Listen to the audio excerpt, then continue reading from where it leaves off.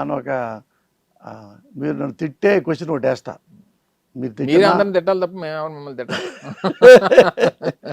అన్నా మీరు కార్పొరేటర్ అయ్యారు కదా, కార్పొరేటర్ దగ్గర నుంచి ఇప్పుడు 4-5 పోర్ట్ఫోలియోలు మీ దగ్గర ఉన్నాయి, అంటే పెద్ద మంత్రి.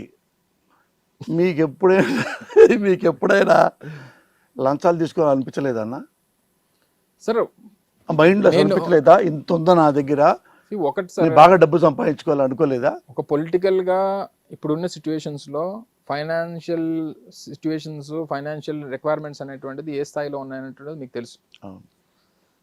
అలాగని చెప్పి నువ్వు ఈ స్థాయిలో ఉండి నువ్వేం సంపాదించలేదు అని అంటే ఒకటి చెప్పగలుగుతాను నేను, నాట్ ఓన్లీ ఫర్ మీ, ఎవరికన్నా సరే ఒక ఎమ్మెల్యేగానో లేదా మంత్రిగా నువ్వు బాధ్యతలు వహిస్తున్నప్పుడు నీకు డిఫరెంట్ ఆపర్చునిటీస్ వస్తాయి సార్.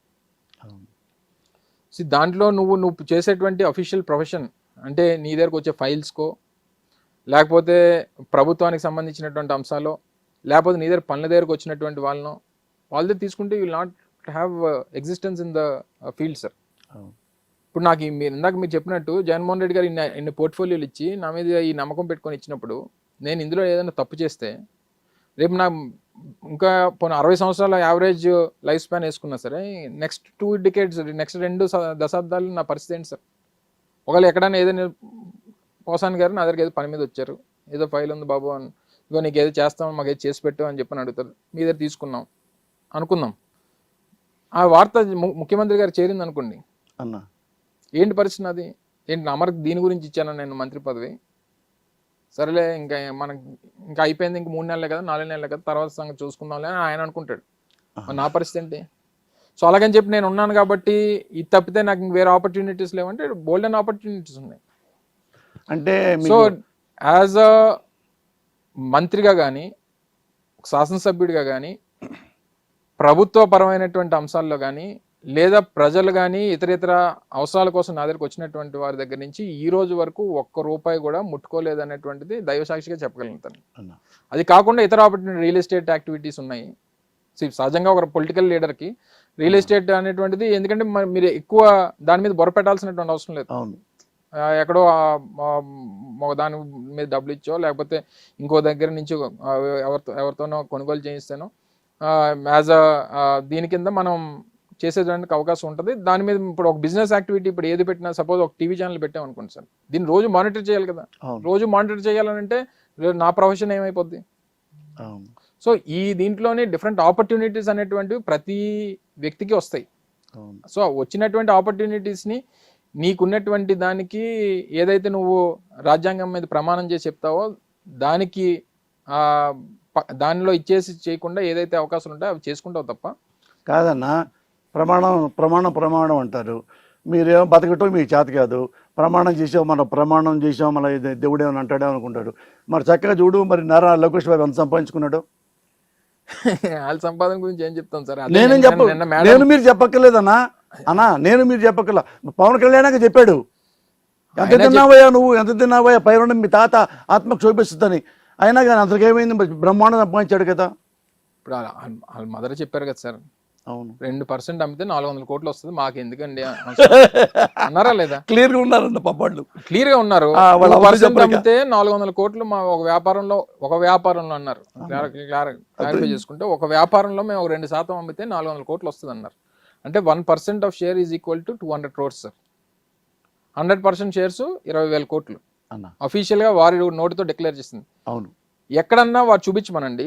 ఏదైతే ఏమనంటే మేము 10 సంవత్సరం మేము మా ఆస్తుల్ని విడుదల చేస్తాం, ఆస్తుల్ని ప్రకటిస్తామని చెప్తారు కదా తండ్రి కొడుకులు ఇద్దరు. ఎప్పుడన్నా 20,000 కోట్ల ఆస్తి ఎప్పుడన్నా వాళ్ళు డిక్లేర్ చేసి చెప్పమనండి. ఎప్పుడు కూడా జూబ్లీ హిల్స్ లో 85లోనో 83లో కొన్న 10 లక్షల రూపాయలు 12 లక్షల రూపాయలు కొనుక్కున్న జూబ్లీ హిల్స్ స్థలం అప్పుడు రేటే చెప్తారు, ఇప్పుడు రేట్ చెప్తారు.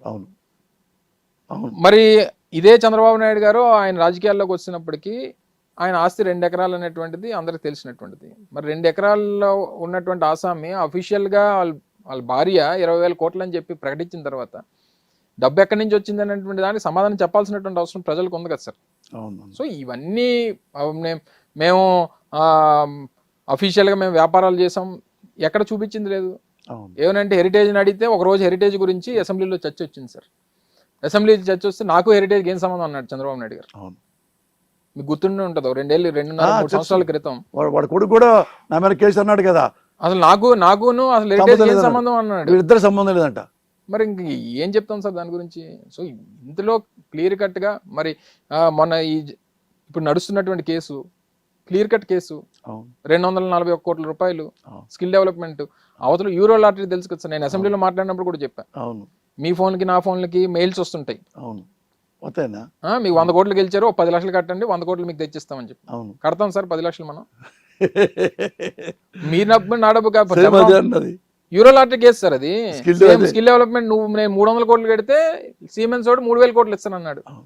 ఈయన 300 కోట్లు ఈయన డబ్బులు కాదు, అది చారిటీ అన్న, వాడు బిజినెస్ మ్యాన్ కదా. ఎందుకు సార్ ఇస్తాడు 3,000 కోట్లు? ఎందుకు సార్ ఇస్తాడు అన్న? ఎవరన్నా ఎందుకు సార్ ఇస్తారు?